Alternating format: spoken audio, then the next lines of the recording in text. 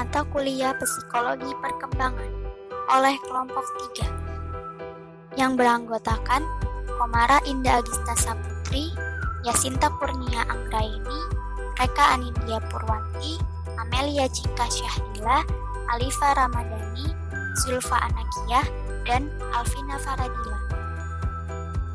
Kali ini kita akan membahas tentang tahap perkembangan moral. Pengertian moral. Dalam Kamus Besar Bahasa Indonesia, karangan WJS Purwardarmito, moral adalah ajaran tentang baik dan buruk yang diterima umum mengenai perbuatan, sikap, kewajiban, dan sebagainya. Moral adalah produk yang dihasilkan oleh budaya dan agama yang mengatur cara berinteraksi antar sesama manusia. Dengan kata lain, istilah moral menunjuk pada tindakan dan perilaku seseorang yang memiliki nilai positif sesuai dengan norma yang ada di suatu masyarakat. Adapun beberapa tujuan dan fungsi moral adalah sebagai berikut. 1. Menjamin terwujudnya harkat dan martabat pribadi seseorang dan kemanusiaan. 2. Fasil manusia agar bersikap dan bertindak dengan penuh kebaikan. 3. Menjaga keharmonisan hubungan sosial antar manusia, karena moral menjadi landasan rasa percaya terhadap sesama. 4. Membuat manusia lebih bahagia secara rohani dan jasmani karena menunaikan fungsi moral sehingga tidak ada rasa menyesal, konflik batin, dan perasaan berdosa atau kecewa. 5. Memberikan wawasan masa depan kepada manusia, baik sanksi sosial maupun konsekuensi dalam kehidupan, sehingga manusia akan penuh pertimbangan sebelum bertindak.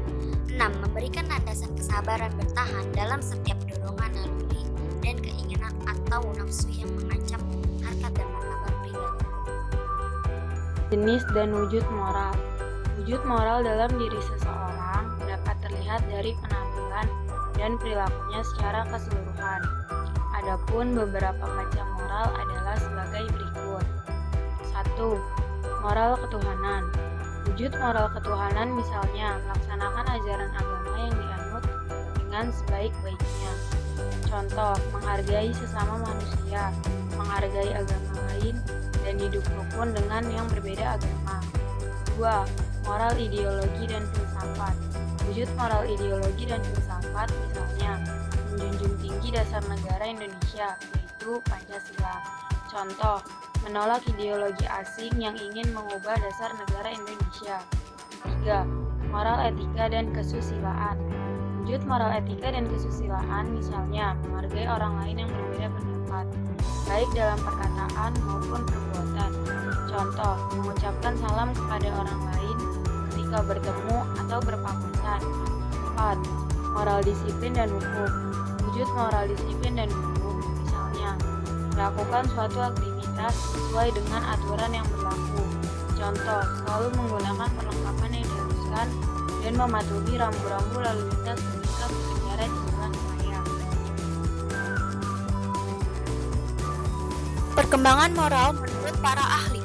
Perkembangan moral atau moral development adalah mencakup perkembangan pikiran, perasaan, dan perilaku menurut aturan atau kebiasaan mengenai hal-hal yang seharusnya dilakukan seseorang ketika berinteraksi dengan orang lain, menurut Hartog. Sedangkan menurut Piaget dan Kohlberg, perkembangan moral berkorelasi dengan perkembangan kecerdasan individu, sehingga seharusnya bila perkembangan kecerdasan telah mencapai kematangan, maka perkembangan moral juga harusnya mencapai tingkat kematangan. Perkembangan moral menurut teori psikoanalisa dan teori psikologi belajar. Menurut teori psikoanalisa, perkembangan moral adalah proses internalisasi norma-norma masyarakat dan kematangan organik biologi. Sedangkan menurut teori psikologi belajar, perkembangan moral dipandang sebagai hasil rangkaian stimulus respons yang dipelajari oleh anak, antara lain berupa hukuman atau punishment dan pujian atau reward yang sering dialami oleh anak. Konsep teori psikoanalisa dan teori belajar. Konsep kedua teori psikoanalisa dan psikologi belajar tentang proses perkembangan moral adalah bahwa seseorang telah mengalami perkembangan moral apabila ia memperlihatkan adanya perilaku yang sesuai dengan aturan-aturan yang ada di dalam masyarakatnya. Dengan kata lain, perkembangan moral berkorelasi dengan kemampuan penyesuaian diri individu. Faktor-faktor yang mempengaruhi perkembangan moral. Pertama, faktor tingkat harmonisasi hubungan antara orang tua dan anak. Yang kedua, faktor seberapa banyak model yang diidentifikasi anak sebagai gambar-gambar ideal. Yang ketiga, faktor lingkungan. Yang keempat, faktor interaksi sosial.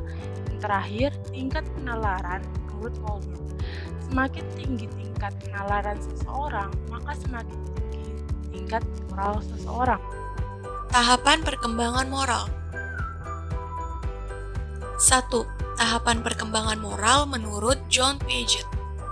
Menurut John Piaget, dalam teori perkembangan moral terbagi menjadi 2 tahap, yaitu 1. Heteronomous morality, terjadi pada usia 5-10 tahun. Anak memandang aturan-aturan sebagai otoritas yang dimiliki oleh Tuhan, orang tua, dan guru yang tidak dapat dirubah dan harus dipatuhi dengan sebaik-baiknya. 2. Autonomous morality atau morality of cooperation, terjadi pada usia 10 tahun ke atas. Moral tumbuh melalui kesadaran bahwa orang dapat memilih pandangan yang berbeda terhadap tindakan moral. Pengalaman ini akan tumbuh menjadi dasar penilaian anak terhadap suatu tingkah laku. Selanjutnya, tahapan perkembangan moral menurut Lawrence Kohlberg. Yang pertama ada tingkat prakonvensional, terjadi pada usia 4-10 tahun, yaitu perkembangan moral yang aturan-aturan dan ungkapan-ungkapan moral masih ditafsirkan oleh individu atau anak berdasarkan akibat fisik yang akan diterimanya, baik itu berupa sesuatu yang menyakitkan atau kenikmatan. Pada tingkatan ini terdapat 2 tahap. Tahap yang pertama, orientasi pada kepatuhan dan hukuman, yaitu anak melakukan sesuatu agar memperoleh hadiah atau reward dan tidak mendapat hukuman atau punishment. Tahap yang kedua, relativistic hedonisme. Anak tidak lagi secara mutlak tergantung aturan yang ada. Yang kedua, tingkat konvensional, terjadi pada usia 10-13 tahun, yaitu tahap perkembangan moral yang aturan-aturan dan ungkapan-ungkapan moral dipatuhi atas dasar menuruti harapan keluarga, kelompok, atau masyarakat. Pada tingkatan ini terdapat juga 2 tahap. Tahap yang pertama, orientasi mengenai anak yang baik, yaitu anak memperlihatkan perbuatan yang dapat dinilai oleh orang lain.